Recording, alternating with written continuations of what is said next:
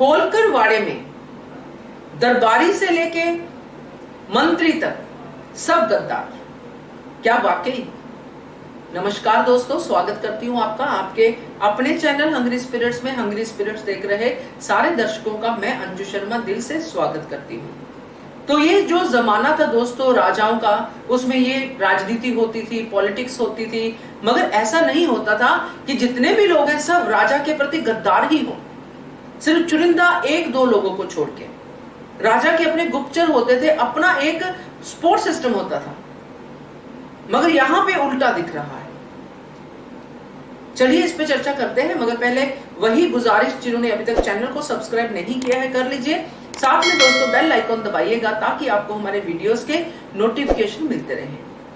तो अब कहीं ना कहीं ये लगना शुरू हो गया है कि ड्रामा जो बन रहा है सीरियल के अंदर सिर्फ वही बन रहा है, और उस ड्रामे की प्रेडिक्शन जो लोगों के लिए बिल्कुल सामने है।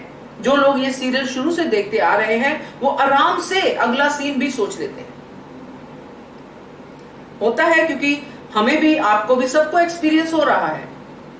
तो जो अब हम देख रहे हैं, जैसे कि हमने शुरू से भी देखा है, अभी तो और ज्यादा बढ़ गया है कि किसी को भी खरीदा जा सकता है, किसी की फैमिली को भी धमकाया जा सकता है, और फिर वही लोग देवी अहिल्या के साथ या खंडेराव के साथ जो है गद्दारी करते नजर आते हैं। चाहे वो मंत्री हो, चाहे वो दरबारी हो, चाहे सैनिक हो। तो ऐसा क्यों? क्या वाकई ऐसा होता था तब? दोस्तों अगर वाकई ऐसा होता तो अब तक देवी अहिल्या इतने सारे काम नहीं कर पाती, क्योंकि अब ये समय आ गया है कि जो देवी अहिल्या के प्रति ईमानदार थे, खंडेराव के प्रति ईमानदार थे, उनकी बात भी करने का। हर बार हम अगर स्ट्रगल दिखाने में ही लग जाएंगे कि हर चीज के लिए स्ट्रगल हुई, और स्ट्रगल ये सैनिक के लेवल पे, तो हम और आप सोचने पे मजबूर हो जाएंगे कि अगर ऐसा हुआ था तो वाकई में बहुत बुरा हुआ था।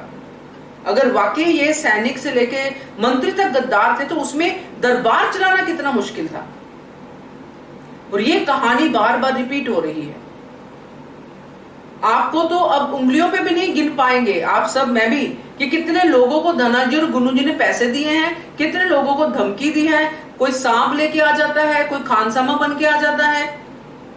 मतलब बंदे वही हैं, सैनिक और वो बदलते जा रहे हैं। उनका एक ही ट्रेडिशन है, खरीदो खरीदो खरीदो और बस गद्दारी कर दो।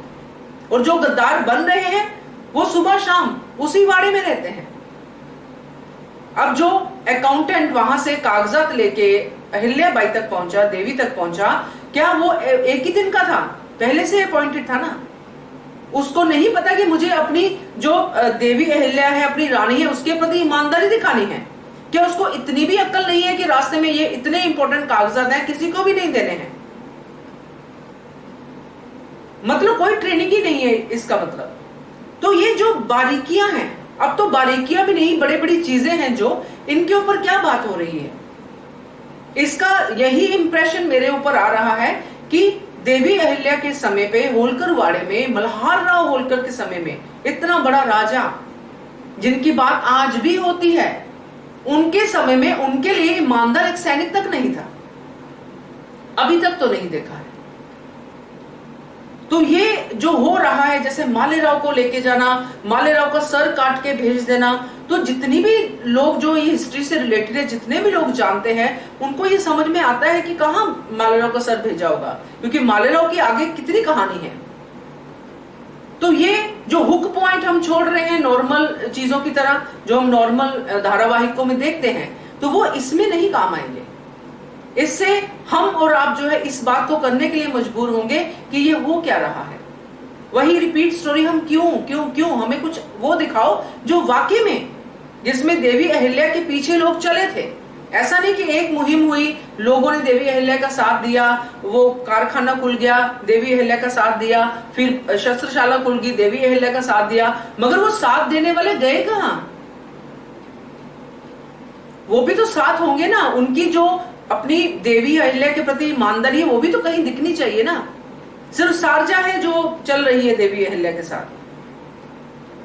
तो ये सारी चीजें जो है कभी कभी डिस्टर्ब करती हैं दोस्तों।